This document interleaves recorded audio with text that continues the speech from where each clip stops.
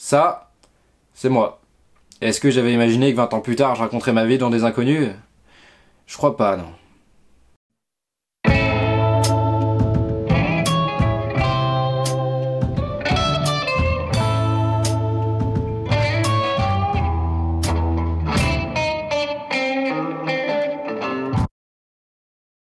Je suis né le 1er mars 2001 dans un endroit qui n'existe plus. Alors non, je suis pas né en Tchécoslovaquie, mais bien à Saint-Renan.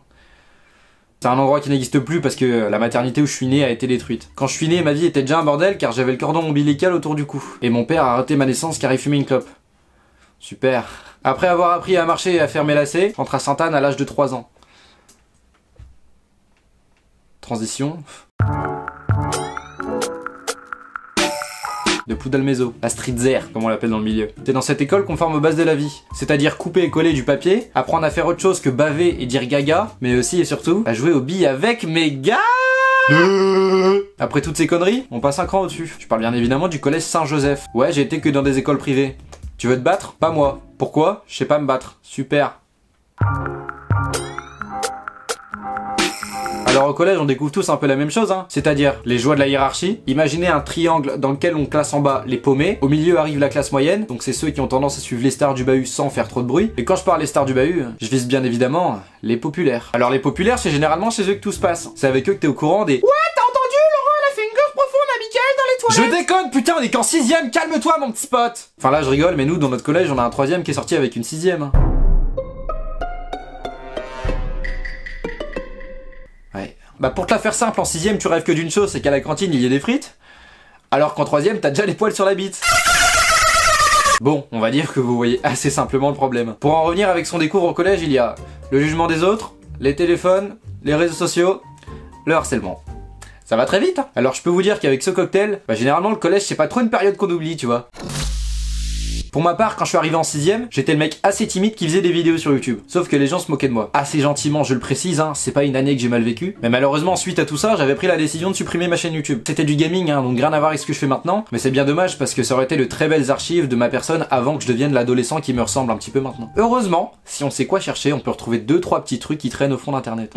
Salut tout le monde, c'est Twister. Aujourd'hui on se retrouve pour une nouvelle vidéo sur Minecraft.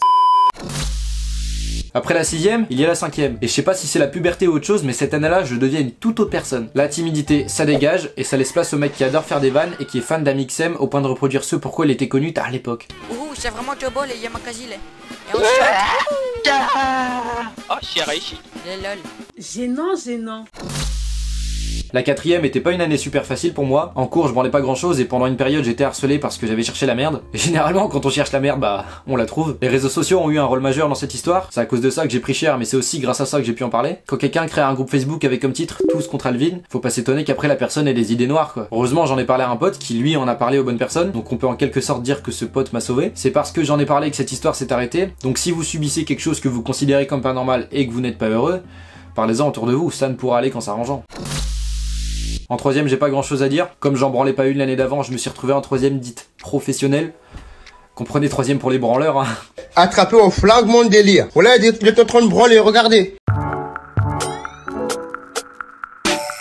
Après le collège, on enchaîne au lycée. Période qu'on pourrait aussi appeler période des premières fois. Car c'est la période où tu vas en général être amené à faire la première fois de plein de choses, que ça soit l'alcool, le tabac, le cannabis, et les vraies relations amoureuses, voire sexuelles, ou même les premières grosses engueulades avec tes parents, car tu tapes ta crise d'adolescence, et tu deviens tout simplement le roi des bouffons. Mais ne t'inquiète pas, c'est normal. Le lycée a commencé pour moi à la Croix-Rouge en Seine, système électronique et numérique. Pour être honnête avec vous, je comprenais rien du tout. J'étais juste là pour me rapprocher de l'informatique, car plus tard je voulais devenir graphiste. J'ai durant ma jeunesse aussi voulu devenir youtubeur, chose que j'ai un peu réussi. J'ai également voulu faire du motocross freestyle, mais mes parents n'étaient pas super chauds.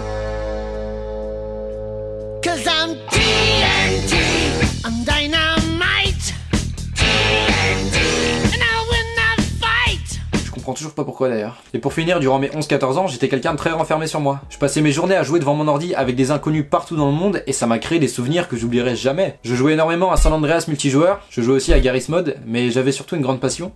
L'aviation. J'ai passé des heures et des heures sur Flight Simulator X, FSX comme on l'appelait entre nous. J'avais mon petit joystick Thrustmaster et je rêvais que d'une chose, c'était de piloter les avions ma gueule. Sauf que j'ai des yeux qui marchent aussi bien que François Cluzet dans Intouchable, donc tu te doutes bien que métier de mes rêves et aviation, ça rimait pas trop ensemble quoi. Heureusement, grâce au fait que j'ai commencé les vidéos très jeune, vers 11 ans à peu près. Et bien pour ces vidéos, j'ai dû faire des miniatures. Vous savez, les petites images sur lesquelles vous cliquez pour voir une vidéo. Et bah ça s'appelle une miniature. Prenez beaucoup de plaisir à le faire. Caler un petit titre, changer les couleurs, ajouter 2-3 images.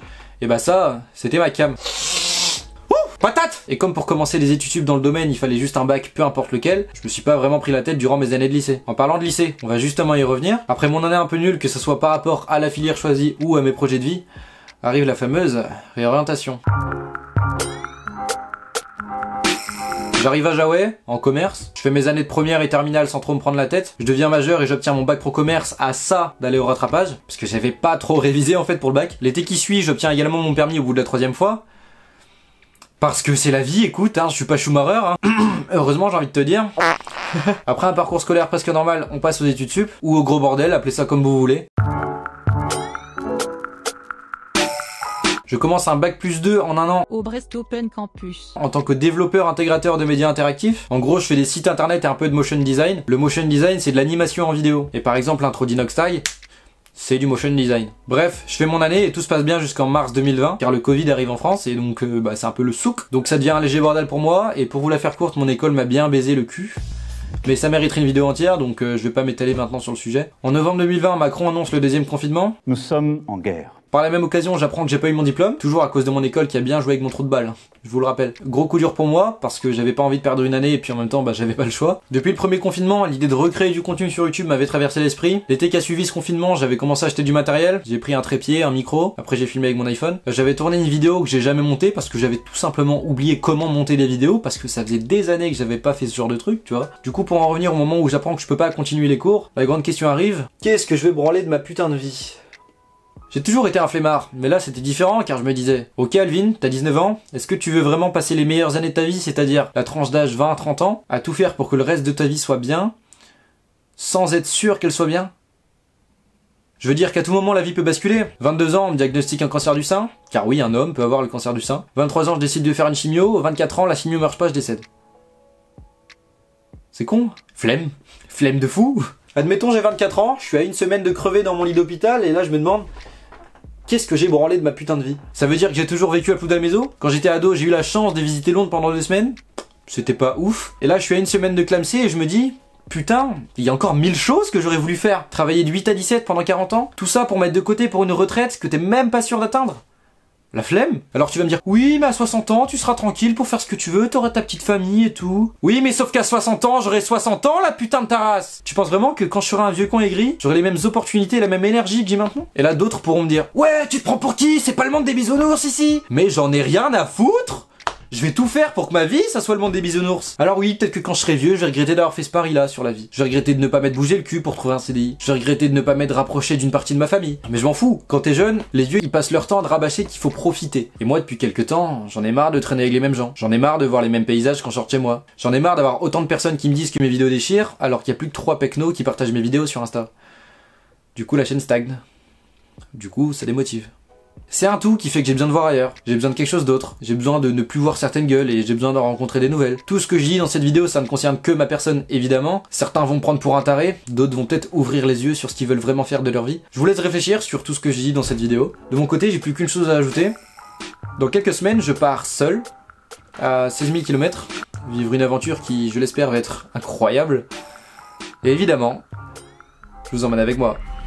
Ciao. Répondeur téléphone, injoignabilité, oui disparu pour de bon. Fun et ses copines, inspire nicotine, fait dans la rétine la seule de tous les noms. Je rentre à l'école de 3 ans à Sainte-Anne. Et quand je parle les stars du bahut, je vise bien évidemment. Alors les populaires, c'est généralement chez eux que tout se passe. C'est avec eux que t'es au courant des... Ouais, t'as entendu, Laurent, elle a fait une douche profonde à Mickaël dans les toilettes. T'es sérieux là? Calme-toi, on est en 6ème mon pote, calme-toi, ouais.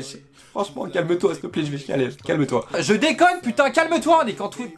Non! La timidité, ça dégage, et ça laisse place aux mecs qui adorent faire des vagues. Putain! Que ça soit l'alcool, le tabac, le cannabis, et les vraies relations sexuelles, voire amoureuses. Non, trompé. Et pour finir, durant mes 11-14 ans, j'étais quelqu'un de très renfermé sur moi. Je passais mes journées devant mon ordi à me branler avec mes parents.